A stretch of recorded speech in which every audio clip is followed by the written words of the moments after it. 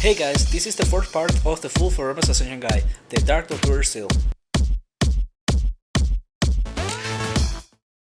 Similar to my previous video, this is another popular spawn, although not so much anymore. You will see sometimes people talking about it and calling it as either the Vexclaw Seal or the DT Seal. And it's because these are the two monsters that you will find the most. I will link a hunting video on this spawn sometime in the future. But back to the quest, this tends to be one of the first bosses that teams usually do because it's the closest to the stars. However, I do not recommend doing that. In fact, I will leave this as one of the last bosses you do.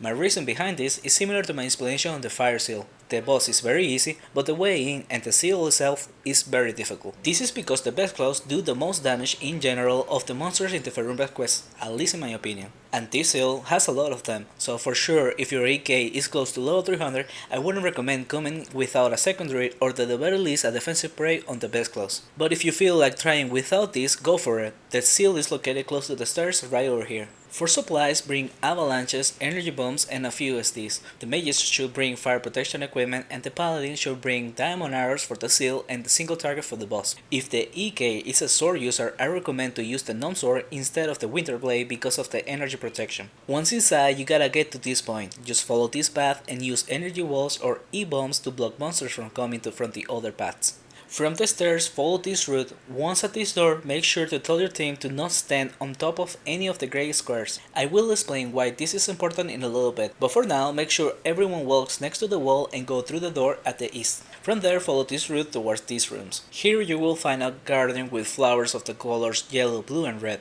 Take a screenshot of each garden and head back to the room with the grey squares on the middle. Same as before, make sure nobody stands on any of them, but this time get everyone but the person with the screenshot stacked on the corner to the northeast. Now, the person in charge with the screenshots needs to match the color of the tiles with the flowers of the garden. Before you do this, you're going to have to take off most of your set. In reality, you only need to take anything that has a light effect, but in case you don't know which items do or no, just take everything off, even the map. Then on the settings of Tibia, head to the graphics tab and then effects. Select show light effects and have everything to 0. This will make so that the light effects on Tibia are visible, which is necessary to see the colors of the tiles. Now every time you step on a tile, you will see it change colors.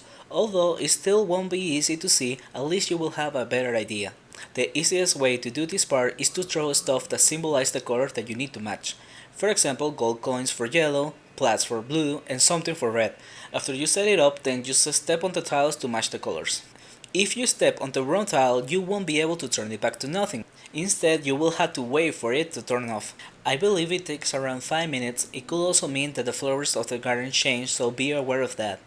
So better make sure you or your team don't step on the wrong tiles. After you match all the colors, then everyone head to the east, back where you came from, but this time on the big room with the lever, have everyone use it and then go inside the portal that appears. Everyone needs to pull their own lever, so wait for your turn. This portal will take you to the lever room for the boss. And now for the mechanics for this boss, you need to have 1 or 2 people assigned for killing the summons. It should be the paladin, but anyone can do this. Every few minutes, including at the start of the fight, the boss will summon 4 Sin Devourers. They cannot be killed with damage, and even though their damage is not high, they paralyze on every attack as well as mana drain, so it's important to get rid of them. To do this, you need to kill the damn souls running around the room.